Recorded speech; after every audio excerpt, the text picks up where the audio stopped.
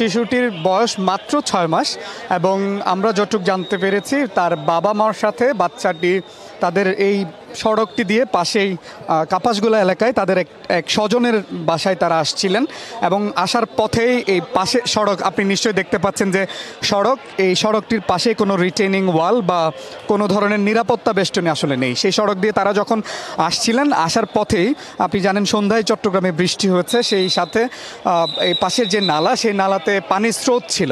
যখন সাথে সাথে রিকশাটি উল্টে যায় বাবা মা সহ শিশুটি সহ এই খালের মধ্যে আসলে পড়ে যায়। পরবর্তীতে বাবা মা অন্তত আধা কিলোমিটার পরে তার মাকে উদ্ধার করা হয় এবং বাবা কোনোভাবে রিকশাওয়ালার সাহায্যে পারে উঠতে পেরেছে কিন্তু বাচ্চাটি আসলে হারিয়ে গেছে। এবং এই ঘটনাটি ৮টার কিছু পরে এবং এখন থেকে সাড়ে ৯টা পর্যন্ত এখন চলছে। ১.৫ ঘন্টা ধরে ফায়ার সার্ভিস, চট্টগ্রাম সিটি কর্পোরেশনের যে নিরাপত্তা কর্মী এবং পরিচ্ছন্নতা কর্মীরা কিন্তু এখানে কাজ করছে এবং আমরা দেখতে পাচ্ছি চট্টগ্রাম সিটি কর্পোরেশনের মেয়রও এখানে এসছেন। কিন্তু এখন পর্যন্ত স্থানীয়রা যেটি বলছেন যে কোনো ধরনের ফায়ার সার্ভিস এসছে কিন্তু ডুবুরি দল না আসায় এখানে প্রবেশ করা বা খালের মধ্যে নামার এক ধরনের চ্যালেঞ্জ তাদেরকে মোকাবেলা করতে হচ্ছে।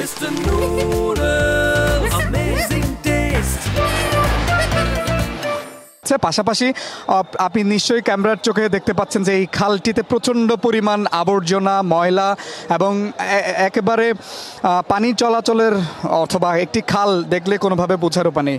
ফলে তারা আশঙ্কা করছেন কোনোভাবে বাচ্চাটি ময়লার সাথে তলিয়ে গেছে কিনা বা এখানে কয়েকজন স্থানীয়রা নেমেছেন আমরা দেখেছি, তারা বলছেন যে যথেষ্ট গভীরতা আছে এই খালের এবং কাদাও রয়েছে প্রচুর পরিমাণ। তো তারা সন্দেহ করছেন বা আশঙ্কা করছেন বাচ্চাটি কাদার ভেতরে ঢুকে গেছে, এরকম একটি তারা আশঙ্কা করছেন। নয়তোবা যেহেতু পানির স্রোত ছিল বাচ্চাটি পানির স্রোতের সাথে তলিয়ে গেছে সেই আশঙ্কা তারা করছেন। আমরা আসলে তাদের পরিবারের সদস্যের সাথে কথা বলবার চেষ্টা করছিলাম কিন্তু তাদের যে মানসিক অবস্থা তারা কোনোভাবে বিষয়টি বর্ণনা করতে পারছেন না বা কথা বলবার মতো যে পরিবেশ সেটি আসলে নেই। তবে কয়েকজন স্বজনের সাথে আমাদের কথা হচ্ছে, তারা বলছেন যে মাত্র ৬ মাসের একটি শিশু, সেই শিশুকে হারিয়ে তারা অনেকটা নির্বাক হয়ে গেছেন। চারপাশে দেখতে পাচ্ছেন উৎসুক জনতাও রয়েছে, কান্নার রোল পড়ে গেছে চারপাশে। এবং স্থানীয়দের যে অভিযোগটি মূলত এই যে খাল সেটিতে যে নিরাপত্তা বেষ্টনী বা রিটেনিং ওয়াল তৈরি করবার কথা চট্টগ্রাম সিটি কর্পোরেশনের সেটি তারা করেনি। পাশাপাশি এখানে যে নিয়মিত পরিচ্ছন্নতা কার্যক্রম করবার কথা সিটি কর্পোরেশনের সেটিও আসলে তদারকি করা হয় না, ফলে এই ধরনের ঘটনাগুলো ঘটছে। আপনি জানেন যে চট্টগ্রামে অসংখ্য নালা খাল রয়েছে যেগুলো পাশাপাশি চট্টগ্রামে যে জলাবদ্ধতা প্রকল্পগুলো চলছে সে জলাবদ্ধতা প্রকল্পে কাজ চলার পরে যে উন্মুক্ত নালা খালগুলো রয়েছে সেগুলো কিন্তু এক ধরনের মৃত্যু ফাঁদে পরিণত হয়েছে। গত কয়েক বছরে অন্তত ১০ জনের বেশি শিশু এই নালা খালগুলোতে নিখোঁজ হয়ে মারা গেছে এবং